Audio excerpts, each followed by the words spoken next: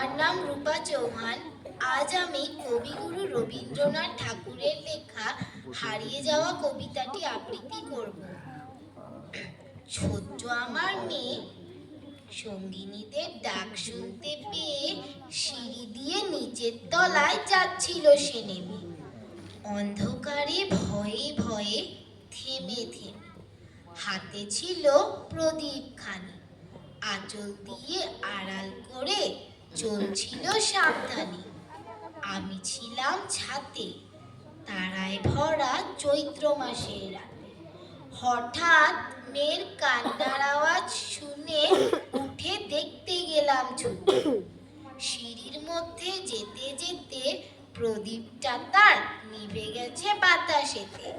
সুধাই তারে, কি হয়েছে বামি? সে কেঁদে কয় নিচে থেকে, হারিয়ে গেছি আমি তারায় ভরা চৈত্র মাসের রাতে।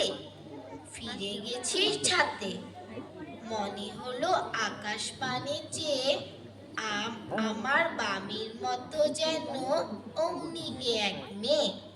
নীলাম্বরের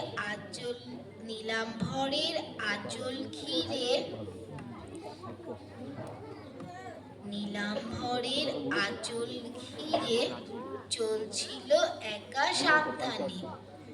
যদি নিভে যেত আলো, যদি হঠাৎ যেত থামি, আকাশ ভরে উঠত কেঁদে, হারিয়ে গেছি আমি।